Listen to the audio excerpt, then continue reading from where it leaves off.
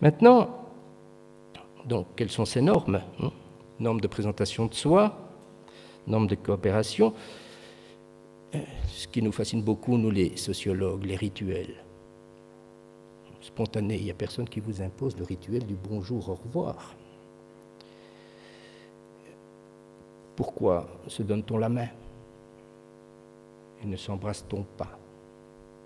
Ce sont des conventions qui émergent, des rituels, pour ouvrir, clore un échange. Bien.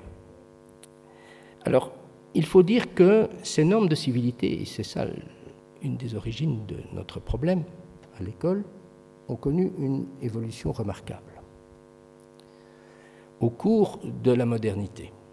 Je m'appuie là sur les travaux de Cass Waters, qui est un sociologue hollandais, qui a parfaitement explicité ce point. Au fond, pour simplifier, je dirais, il y a eu deux phases dans la civilité. Il y a eu une phase de formalisation très forte à l'école, à laquelle l'école a beaucoup contribué. On faisait des codes, ce que Cécile évoquait tout à l'heure, des codes de savoir-vivre, des codes de bonne manière, donc des normes, au point d'oublier la valeur, l'égal respect. Et puis vers la fin du 19e, début du 20e siècle, on a assisté à un retournement de tendance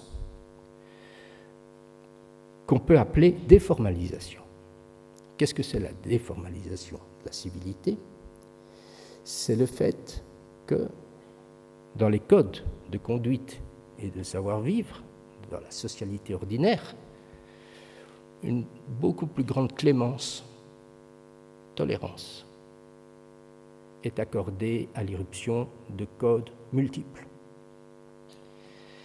Le processus est devenu particulièrement fort dans les années 60. À partir des années 60, on assiste à une explosion des codes de la civilité. C'est vrai en matière de sexualité, bien évidemment, de présentation de soi, de codes vestimentaires, de langue. Ceux qui enseignent le français parmi vous le savent. Le canon de la langue, le lexique légitime, la syntaxe légitime, se sont considérablement assouplis à partir des années 60-70. On est dans un processus de déformalisation. Déformalisation. Ce processus est évidemment lié au fait que nous sommes dans des sociétés qui intègrent de plus en plus de groupes sociaux.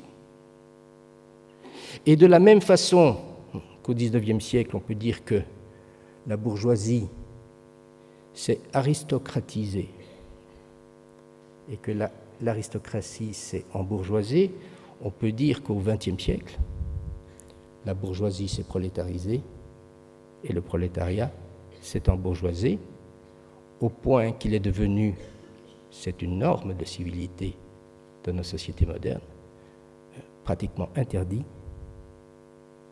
de montrer de façon visible et emphatique les différences de classe sociale dans l'interaction quotidienne. C'est du très mauvais goût de montrer qu'on appartient à une classe sociale supérieure. Donc, ces normes de la civilité évoluent. Et le problème que pointe Cécile Ernst est le problème suivant. C'est de parvenir à ne pas tomber dans l'informel pur sans pour autant reformaliser sur un modèle unique de savoir-vivre. C'est à ce défi que nous sommes confrontés et je pense qu'on ne sortira pas de ce dilemme si on ne réfère pas de façon permanente à la valeur qui compte, à savoir la valeur de l'égal respect. Les normes sont révisables. Coucou, ouais, je vois que ça ressort. Elles peuvent bouger. Voilà, tantôt. On peut les appliquer, on ne peut pas les appliquer. À quel pays? À 3 pays. En revanche, ne faut pas lâcher Ok. sur les principes axiologiques Ouais. Ok, qui nous permettent je vais y aller. de l'adéquation De rien. des normes. Alors, je voudrais terminer en posant une question qui doit être la vôtre. Mais finalement, quelle est la place de l'école dans tout ça? La citoyenneté, la civilité sont des valeurs générales qui appartiennent à tous les appareils sociaux, la famille, l'entreprise, les gouvernements.